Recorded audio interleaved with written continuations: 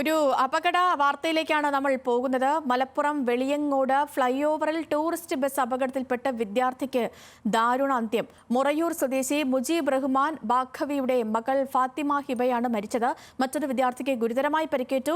ഒഴുകൂർ പള്ളിമുക്ക് ഹയാത്തുൽ ഇസ്ലാം മദ്രസയിലെ വിദ്യാർത്ഥികൾ സഞ്ചരിച്ച ബസ്സാണ് അപകടത്തിൽപ്പെട്ടത്. ശാന്തകുമാർ വെള്ളാലത്തുണ്ട്. ശാന്തകുമാർ, ഒരു സങ്കടകരമായ വാർത്ത തന്നെയാണ് രാവിലെ പുറത്തു വരുന്നത്. ഈ അപകടം എപ്പോഴായിരുന്നു? എന്താണ് സംഭവിച്ചത്? വിവരങ്ങൾ.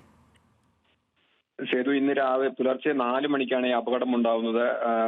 മലപ്പുറം മൊറയൂരിലുള്ള ഒരു മദ്രസ, ഹയാത്തുൽ ഇസ്ലാം മദ്രസയിലെ വിദ്യാർത്ഥികളാണ്. ഈ വിദ്യാർത്ഥികൾ ഇടുക്കി വാഗമണ്ണിൽ നിന്ന് വിനോദയാത്ര കഴിഞ്ഞ് തിരിച്ചു വരുന്നതിനിടെയാണ് ഈ അപകടം സംഭവിച്ചിരിക്കുന്നത്. വാഹനം ബസ് സമീപത്തുള്ള ഇലക്ട്രിക് പോസ്റ്റുകളിൽ ഇടിച്ച ശേഷമാണ് ഈ കുട്ടികൾക്ക് ദാരുണ അന്ത്യം സംഭവിച്ചതെന്നാണ് പോലീസും പറയുന്നത്.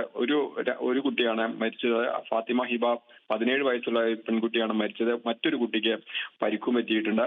ഈ രണ്ടുപേർ ഇരുന്നിരുന്ന സൈഡ് പോസ്റ്റിലാണ് വാഹനം തട്ടിയത് എന്നാണ് പറയുന്നത്. എന്തായാലും പുലർച്ചെ 4 മണിക്കാണ് അപകടം ഉണ്ടായത്.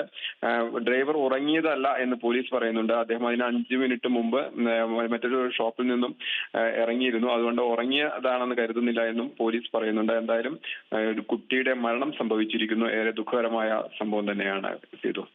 ശരി ശരി ശാന്തകുമാർ, അപകടത്തിൽ വിദ്യാർത്ഥിനിക്ക് ദാരുണാന്ത്യം.